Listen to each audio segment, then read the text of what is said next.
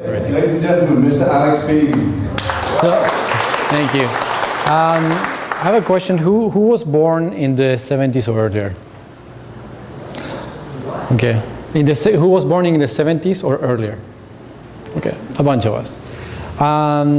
When I was maybe like 8 or 9 or maybe 10 years old, my dad showed up in my house with this amazing piece of technology that I think in many ways affected my life, and I haven't thought about it until like really recently.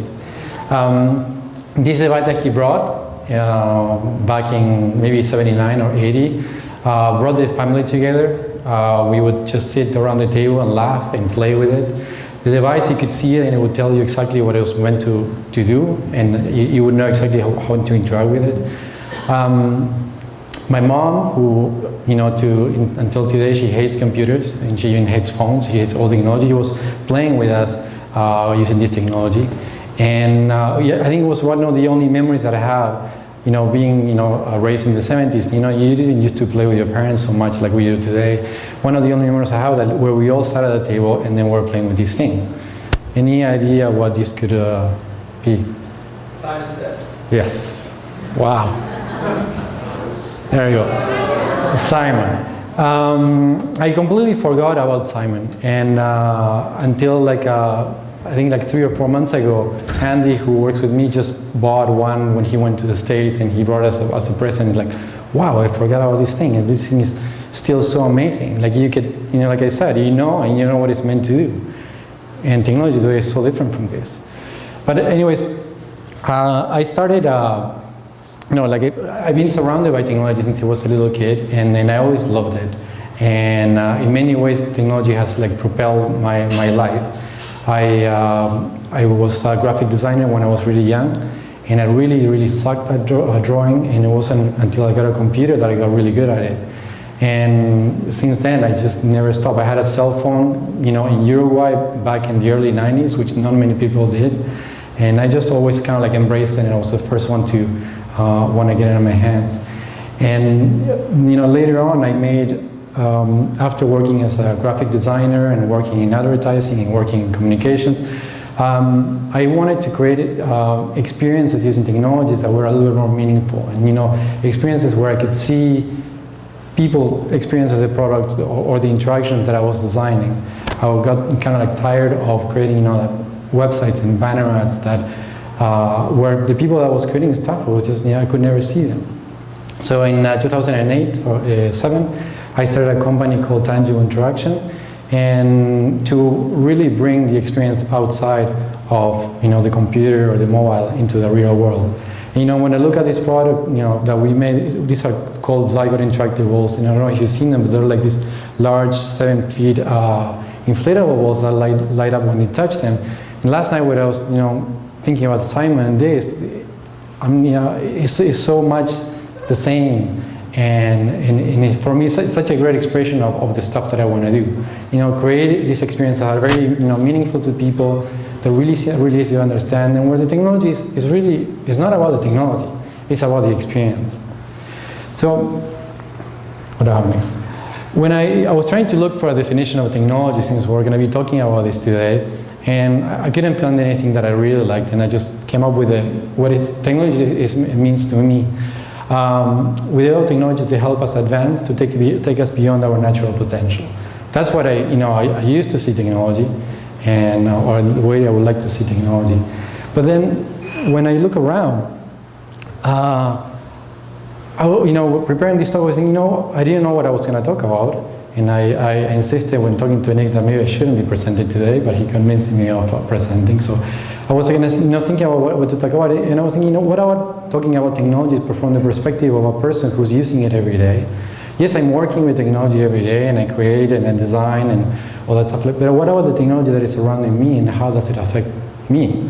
And my family, and my friends, and the people around me. So one of the things that I noticed is that if it wasn't for my genetics, probably it would be like 300 pounds, because I don't move. I sit behind my desk or a mobile or my car all day, and I don't do much exercise at all. And I think that's that's affecting everybody. And it's something to be really worried about, because we are gonna, we're already paying for this stuff. that technology is imposing certain behavior on us, and it's not necessarily good. I always find that on a Sunday afternoon, I look around, and then my two kids are on computers, my wife is on a computer, and I'm on a computer, and I'm like, holy shit, this is, let's get out, and then I freak out, and then let's go, and let's do something interesting, and then I just feel like technology is pushing us apart. It's just getting there, and then there's no way, what are you going to say? You can't use a computer, you can't use a mobile anymore, you have to get on with the times, and that stuff is around us. So we can't just prohibit, everybody from using it. So also, I suffer myself from many physical problems that technology has created. I have like upper back problems, like that are really bad, to the point that many times I just wake up, and after like a long day on the computer, I can't move my head, and it hurts all the way to here, and I have all this scar tissue on my back. I also have like lower back problems, and I have to be in bed, rest like for a couple of times for a week. I always had like carpal tunnel when I was used to do a lot of design, and then I had to change, for pens and stuff like that. Luckily that's gone. But all this is a result of technology. And it's technology that I guess is not very well designed. It's just giving me all these problems, right? The other thing is technology is getting in the way of the moment. It's not allowing us to enjoy what we have. Like I was seeing, like a bunch of people presenting here, like maybe like 30% of the audience is posting images on Instagram, or programming, or writing, or looking at a design file. And that's, I don't know, when you look at it from the inside, you just don't realize, but when you look at it from the outside of what technology is doing to us, it's really embarrassing. It's awful, and we're not ashamed of it. We can just do it in front of everybody. And I don't think that's a good thing. And I don't know if you can see, but this is just like a guy driving and is posting to Twitter or something like that. I don't try not to do this anymore, but I've done it so many times. I post it to Twitter, to Instagram, I make Skype calls, texting, all kinds of stuff while driving. And this is just so wrong, like technology is getting on the way of judgment. We're just doing things that are plain wrong, and we still do it because we have to. If we feel that we just can, live without doing that. Nothing can wait. And this is just a girl in the dark in the computer. To show another thing, that is technology is very addictive. And like I said, there's many more things that are wrong with technology. I've just kind of like punched up some of the ones that are really bad and affect me and the few people that surround me. This morning when I came to this event, I decided to turn off my phone. And I think I was more stressed out because my phone was turned off than for the talk that I have to give. And I can't wait until it's done so I can turn it on again. And I'm sure a lot of you feel the same way. And it's awful, but we just have this like internal feeling we have to be, up to date. What's going on? What am I missing? Is somebody texting me? Maybe a project that I have going on somewhere else has a problem. I don't find that out. My wife needs to get a hold of me. I have no idea what's happening right now. I'm completely like in the dark. So I think, technology is taking us to Mars. Technology is going to get into our bloodstream and clean our blood from all the problems that technology has probably caused. But is technology making our everyday life any better? Like, are we happier today than we were like maybe like 20 or 30 years ago? I don't know. I was a pretty happy child, and there was no technology around me. I used to watch in Uruguay. We had like shows for kids. Maybe they were like 1 hour a day, and then there was all boring stuff that I didn't want to watch, which forced me to be outside and think about technology or things I could invent. Do stuff with my hands, and it was awesome. So we go to this place, and who are we going to blame for this? Who are we going to blame for what we got into? So I have a question for you. Who here creates content for devices? And who here creates actually devices and services? I think there's more hands than there should be. I think we are to blame. We are the people who get behind this stuff. We are the people that dreaming and raving and waiting and speculating on what the next technology is going to be and producing stuff. I don't have a preview here, so I don't know what's coming. So sometimes we make a lot of really irresponsible decisions, and then we just go with the flow or whatever is given to us by these big companies that are just producing technology. So can we change the way our relationship with technology? I think we really can. I think we have to really start looking outside. Stop looking outside and what's coming and where technology is going, and start looking more at ourselves and our shortcomings. See how we live our lives and the problems that we have, and see how we can actually use the technology to help us. So we have to be more critical. We can't just take things, because Apple is, coming out with the Apple Ring, or who knows, the TV or any new device that they have. We shouldn't be lining up to go and buy it. Why don't we just let some other people buy it, review it, and see if this is actually the right device for me to have, or maybe it's not, right? But we don't. We just wait and we rave and we applaud what we think is just incredible technology, and a lot of it is shit. Like, look at what's happening with this projector today. The cable was hanging and the signal was getting lost. Like, nobody thought about this. This is when you have a presentation, usually the cable is hanging. We have so many flawed products, like cell phones on their own, they're so flawed. Like the way we have to hold them, like that girl that I was showing you, there's this syndrome called text neck or neck text, which is a problem that a lot of kids are having already, where their necks are they're really, really bad because of the posture that they have, right? Your head is your muscles on the back are supposed to hold maybe 10 pounds, but they hold 40 pounds when you're like this. And we spend 8, 10, 16 hours like that, right? So that, and then, we applaud this beautiful design of the iPads and Androids, but really, when you look at it objectively, and you look how they affect your life, they're shit, right? So what are we gonna do about it? So one of the things we have to be more critical. I don't know if you've seen this movie, Minority Report. I think this is one of the most influential images on the last 10 to 20 years, and it's embarrassing.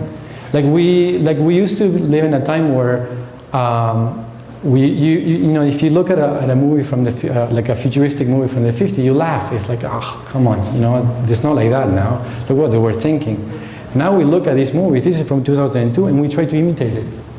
This is a futuristic movie from the past that we try to imitate. Right? This is where we're going, gesture control, clear screen, holographs, and we get calls all the time. Hey, can you make us a holographic screen? It's like, why? Like the one in Minority Report. And there's all these new developments in technology that use this kind of stuff. Like the leap motion, and all kinds of stuff that I'm sure they have good use, but they're not necessarily good for our everyday life. We don't have to consume that stuff. They may or may not be good for us, but we have to open our eyes and be a little bit more mature about how we live. And I think we are in a time where kind of like infants, we're just like, oh, this is so awesome, I need to have one. And then we just don't think about it twice. We just go and buy it, and I'm the first one to do it. I'm not lecturing anybody because, this is just all the mistakes that I make every day that I'm trying to share with you. Can't really see it, but this is the Longhouse, from Native people here. Maybe about 6 months ago, I went on this field trip with my son, Dominic. He's 11 years old, and it's one of the things that they do. They take kids to a Longhouse, and you spend the weekend with Native people, and they tell stories, and there's a fire, there's no technology, and then you make food. All the kids actually, they divide the different tasks. Some were cleaning, some were getting food, some were cooking, and it was really beautiful. And then at night we had an elder coming in and then telling us stories about the past and how people lived and how they learned from the experience of each other and their elders, right? And there was this amazing respect for the people that actually have lived longer and they have already made all the mistakes that we're making, and then you listen to them so you don't screw up again, right? But our culture is very different. Our culture is, in many ways, it's the opposite. It's fuck my parents, and I'm going to show you how you're wrong, and how everything I do is right. And we keep kind of accelerating into this thing we really want to learn from the past, and we invent this future that, and I think many times it's kind of screwed up, and we're not very critical about it. So I think we have to change the way we think, and I think we have to make sure that we think about technology as something that was built for us. Like I see all the time, oh yeah, now there's Google Glass, and how can we use it? And then let's come up with ideas on how to use it. It's like, well, if there's no need, why would you come with ideas for using that? What about thinking about the problems that we have today and see how we can solve it, and then look for the technology for solving those problems, instead of the other way around, where it's completely technology-centered. And I think we should be people-centered. We should be experience-centered. We should look at the stuff that is not working out for us and see how we can solve it. So, how about developing technology that is helping and is not hindering us, that is not making us worse and like taking us beyond our potential.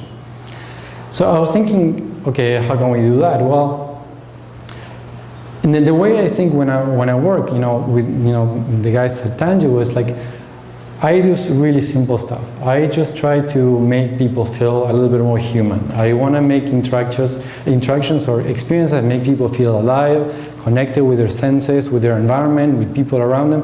Very much what Simon did for me when I was a kid and I didn't realize, right? So what about if I apply that thinking to like things like what we have today? Everybody has a mobile. I don't know a person who doesn't have one. So what about if we actually started thinking about mobile, devices and what we could do with them, maybe from the software point of view. And so these devices today have tons of information. They have orientation, they have acceleration, they have the angle, how you're holding it, they know where you are, they have access to your data, to your emails, to your Facebook, to your connections, to the information in their connections. They have access to the internet. We have these amazing devices with us. And we're using them for what? For like, the weather and then GPS, stuff like that. It's so underused, right?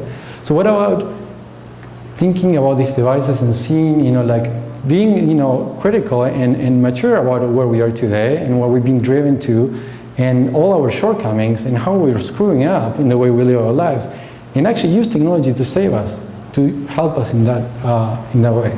So, like I was saying, technology is, I'm not exercising, I'm doing anything. Well, what about if my phone know that it's being standing there in my pocket for the last 8 hours, right? And it will tell me, hey, there's a running group, and my phone knows that I know I like running because it's been through my emails and my Facebook and stuff like that. It knows that I like running. It's like, hey, what about meeting this group that is 2 blocks from here, right? That's proactive thinking. That is actually getting the device to be smarter than me, because I'm actually quite dumb. And I'm just go with the flow, right? The device is smart enough to tell me, analyze my data and tell me, hey, do this. And it's like, oh, that sounds like a good idea. Actually, I could use some exercise, and then I'll go on and have a healthier life. What about if we have this, I come in close proximity with my son or my wife or whoever, my phone will know that his phone, because he's always going to be holding a phone, that he's in closer proximity. It's going to tell me, hey, that Julian went to the aquarium today, and this happened. And then it's not just telling me my son is there and you should put your phone away. He has actually given me an idea of what I should ask, because he went through the news and knew that a dolphin was giving birth, right? And if you ask your kid that, did you see that dolphin? Like, there's some, like, you're going to start talking, right? And that's what we need. So many times, the kids come from school like, how did you go to school? I don't know. What did you learn? They don't want to talk about that. But if we start talking about things that are more meaningful to them, we really made an impression. These things change, right? And because we're not that smart, and the device knows everything, it can actually help us do that kind of stuff. So, the same thing that I was saying about the neck and the posture, the phone knows how you're holding it. It knows the angle. It knows the motion. It can tell you, you're really screwing up your back. Why don't you do something about it? Hold it like this. You're going to be so much better. And this is just even because we could go a step further and then actually fix the devices and have a different type of screen that is not like that. I'm not saying let's use Google Glass, because I think it's a much bigger problem. But maybe have a device that can extend, or some way of using your device that is not going to make you have like back problems and stuff like that. What about if the device tells you, hey, your friend, this girl's been like on Facebook for the last 6 hours. Maybe your friends are at the bar next corner. Why don't you just go there? Or there's a concert here, and this other friend is also on Facebook. give her a call and then go to this place. You know, because devices can do that. They can really help us. So, that's my initial definition when I started preparing to talk about what technology should be. But I think technology should help us become more human and help us just overcome all these shortcomings that we have. So, there you go. And this is it could be kind of like stupid and cheesy, but if you think about the world, I just did a quick search the other day to see how many mobile devices are in the world. We are 7 billion people in the world. 6 billion people have access to mobile devices. 4.5 billion people have access to a toilet, right? Imagine if iOS or Android or Symbian made changes to the OS that allow for some of these things to happen, right? And I'm just thinking about my own life and how that could affect me. But smarter people could think about much bigger ideas. We could really change the world. Thank you. Thanks, Alex.